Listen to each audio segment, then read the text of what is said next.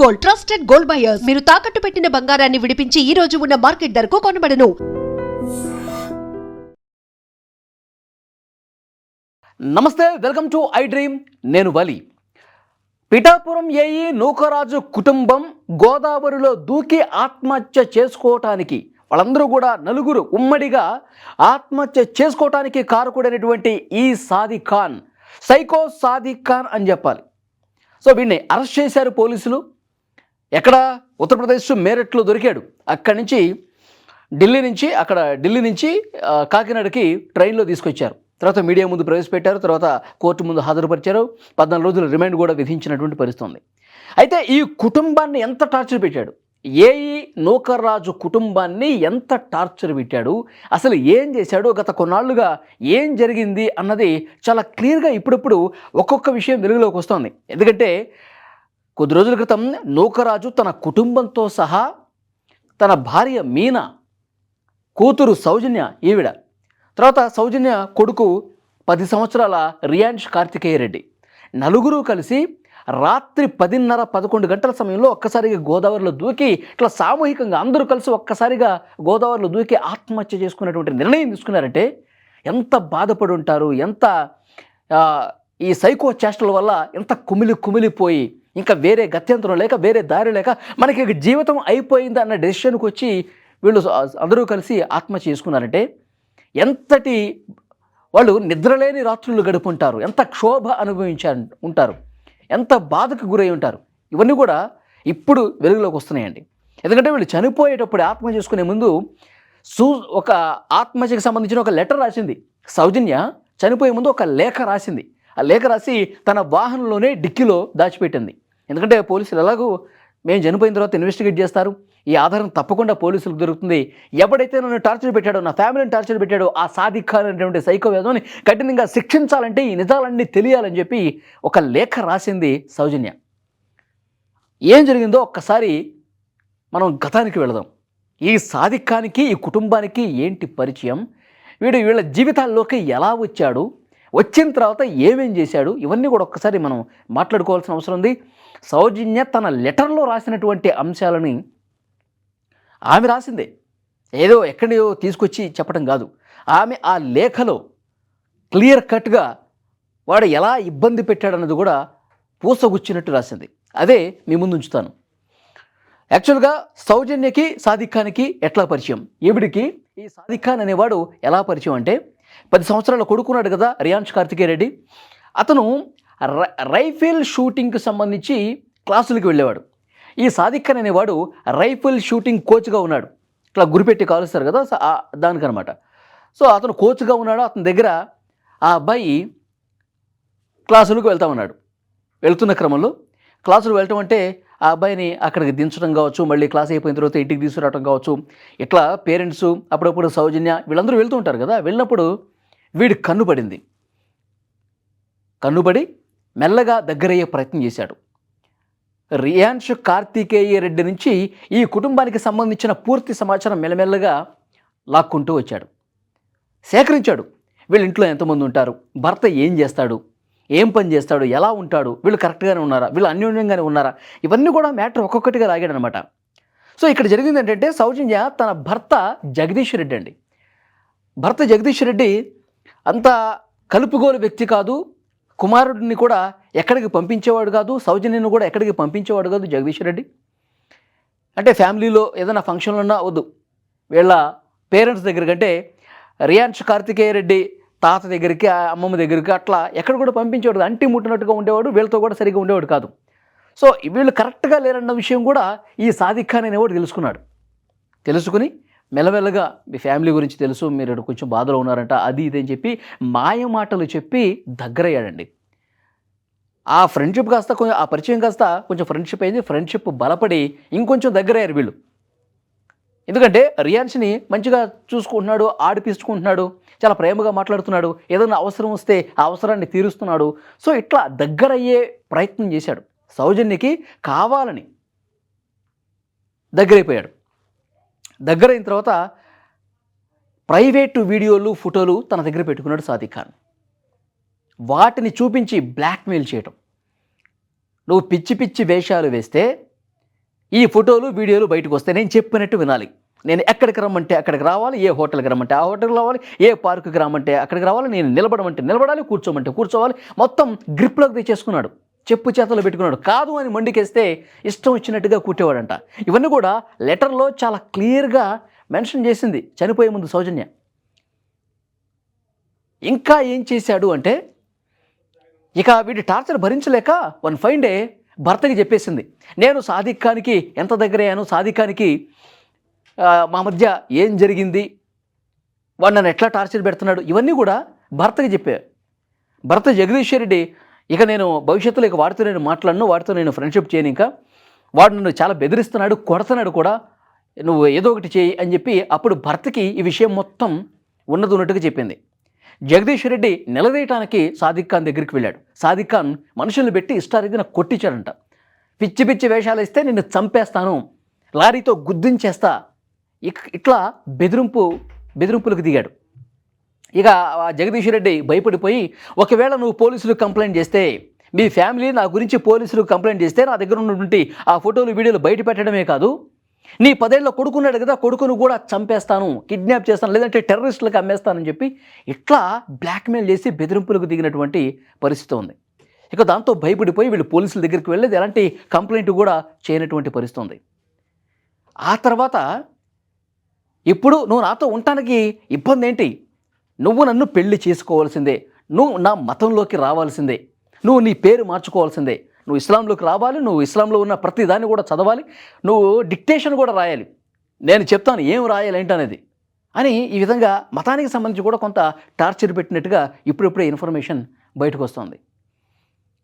ఇంకొక రోజు ఏం చేశాడంటే, భర్త జగదీశ్వర్ రెడ్డి ఇట్లా ఇట్లా గొడవకి రావటం, అతన్ని కొట్టించడం, అతన్ని భయపెట్టడం ఎంత జరిగిన తర్వాత జగదీశ్వర్ రెడ్డి మనకి మధ్యలో అడ్డుగోడగా ఉన్నాడు కదా, నీ భర్త ఈ ఫోటోలు వీడియోల గురించి తెలిస్తే ఇబ్బంది అవుతుంది కదా, నీ భర్తను చంపేద్దామని చెప్పి ప్లాన్ చేశారంట. భర్తని ఎలా చంపాడు అంటే, ఇంతకుముందు ఆయనకి చనిపోయినప్పుడు కూడా ఈ విషయం బయటకు రాలా, ఇప్పుడు సౌజన్య చనిపోయిన తర్వాత ఇవన్నీ కూడా బయటకు వస్తూ ఉన్నాయి. భర్తను చంపడానికి సెనైడ్ తెప్పించాడంట. కెనడా నుంచి ముంబైకి, ముంబై నుంచి కాకినాడకి. ఆ సెనైడ్ అంటే అత్యంత విషపూరితమైనటువంటి పదార్థం తీసుకొచ్చి భర్త జగదీశ్వర్ రెడ్డిని కూడా సాదిక్ ఖానే చంపాడు అన్నది ఈరోజు లెటర్లో చాలా క్లియర్గా ఈమె చెప్తోంది. యాక్చువల్గా జగదీశ్వర్ రెడ్డికి నరాలకు సంబంధించిన వ్యాధి ఏదో ఉంది, దానికి సంబంధించి ప్రోటీన్ పౌడర్ ఏవో వాడుతున్నాడంట, ఏదో పాలలో కలిపి ఇవ్వటం ఇట్లా చేస్తూ ఉంటుంది సౌజన్య. అయితే వీడు తీసుకొచ్చినటువంటి ఆ సెనైడ్ని కూడా అందులో కలిపి ఆ ప్రోటీన్ పౌడర్తో పాటు మిక్స్ చేసేసి ఇస్తే అది తీసుకున్న జగదీశ్వర్ రెడ్డి చనిపోయాడు. అందరూ ఇది వ్యాధి ఉంది కదా, నరాల బలహీనత ఉంది కదా, ఇట్లా దానివల్ల చనిపోయాడని చెప్పి ఈ రోజులు అనుకున్నారు. కానీ ఇప్పుడు ఈ లెటర్లో ఈ విషయం ప్రస్తావించేసరికి జగదీశ్వర్ రెడ్డి ఫాదర్ కూడా ఇప్పుడు వాస్తవం వెలుగులోకి వచ్చి పోలీసులు కంప్లైంట్ చేశాడు. నా కొడుకుని చంపేశారు సౌజన్య మామ, ఇప్పుడు ఈ లెటర్ బయటకు వచ్చిన తర్వాత కంప్లైంట్ చేశాడు, నా కొడుకుని కావాలని చంపేశారు, ఆ సాదిక్ ఖానే కాదు సౌజన్య కూడా సహకరించి ఇద్దరు కలిసి నా కొడుకుని చంపారని చెప్పి ఆయన ఇప్పుడు పోలీసులు కంప్లైంట్ ఇచ్చినటువంటి సిచ్యువేషన్. ఇది ఎంత దుర్మార్గం చూడండి, భర్తను కొట్టించాడు, మాట వినట్లేదని చెప్పి చంపించేశాడు ఏకంగా. ఇక ఇంత జరుగుతుంది, ఇంత మెంటల్ టెన్షన్ అయిపోతుంది. ప్రతిరోజు ఫోన్లు చేయటం, వాట్సాప్లో ఎప్పుడు ఆన్లైన్లో ఉండాలి, వీడియో కాల్ చేయమంటే చేయాలి, నార్మల్ కాల్ చేయమంటే చేయాలి, మాట వినకపోతే వచ్చి ఇష్టారీతిన కొట్టేవాడు, ఇంకా మాట వినకపోతే నీ కొడుకుని నేను టెర్రరిస్టులకు అమ్మేస్తానని చెప్పి ఎట్లా బెదిరింపులు దిగాడు.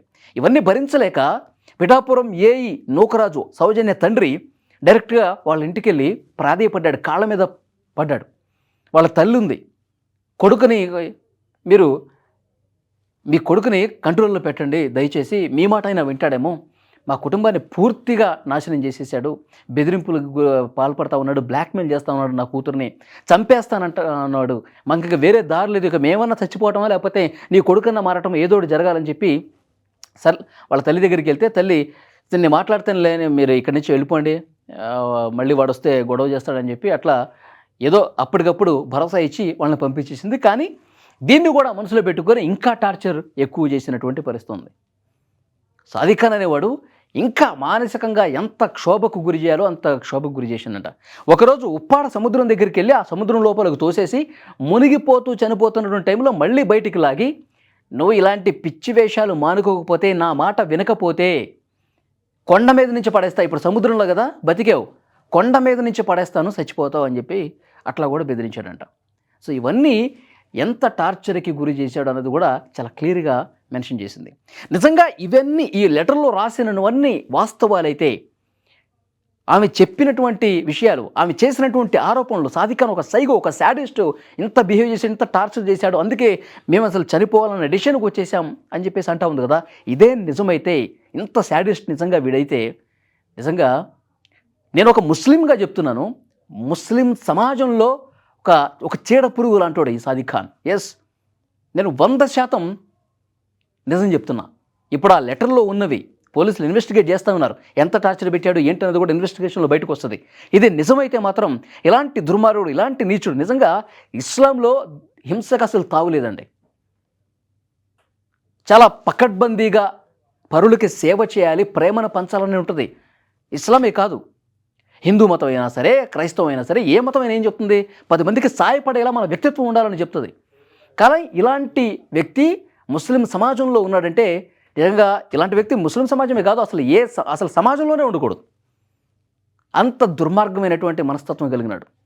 నువ్వు నన్ను పెళ్లి చేసుకోవాలి, భర్తని చంపేసి నువ్వు నన్ను పెళ్లి చేసుకోవాలి, నువ్వు నాతోనే ఉండాలి, నువ్వు నాతోనే జీవితం సాగించాలి, నీ పేరు మార్చుకోవాలి, నువ్వు మా ప్రార్థనలు నువ్వు చేయాలి అని ఇట్లా బలవంత పెట్టాడు అంటే నిజంగా చాలా దుర్మార్గమైనటువంటి మనస్తత్వం అది.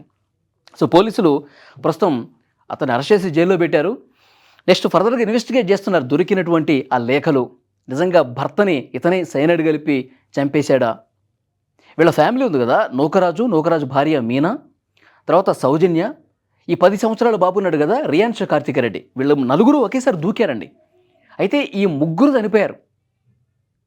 నూకరాజు, మీనా, ఈ అమ్మాయి సౌజన్య, 3 చనిపోయారు. వాటర్లో పడిపోయి కొట్టుకుపోయి చనిపోయారు. కానీ ఆ 10 సంవత్సరాల బాలుడు ఉన్నాడు కదా, అతను బతికాడండి. ఎందుకంటే అతనికి ఈతొచ్చు.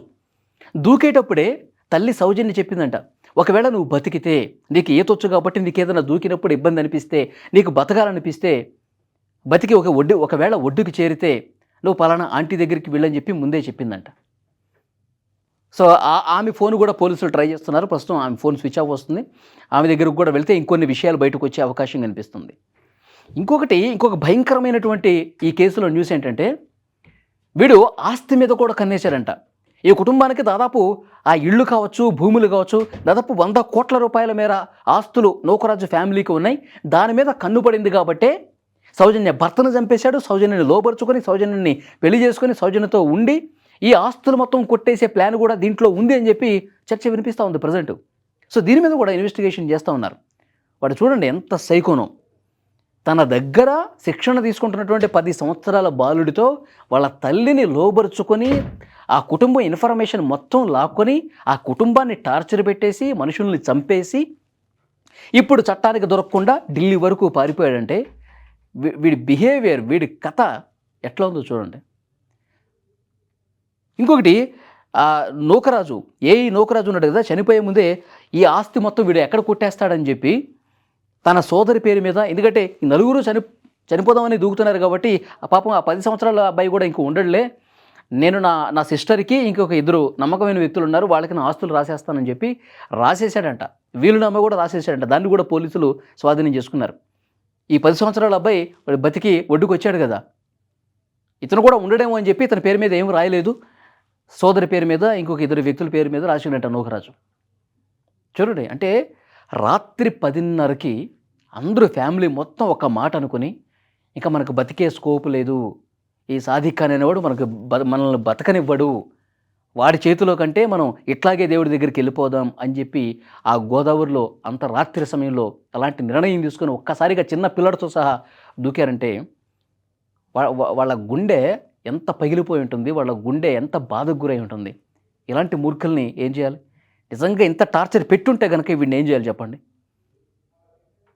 ఈ స్టోరీ విన్నాక, జరిగినటువంటి ఈ మొత్తం వ్యవహారం విన్నాక మీకేమనిపిస్తుంది? వీడు ఇట్లా బిహేవ్ చేసి ఉంటే ఈ సైకోని ఏం చేయాలి చెప్పండి? తప్పకుండా మీరు కామెంట్ బాక్స్లో తెలియజేయండి.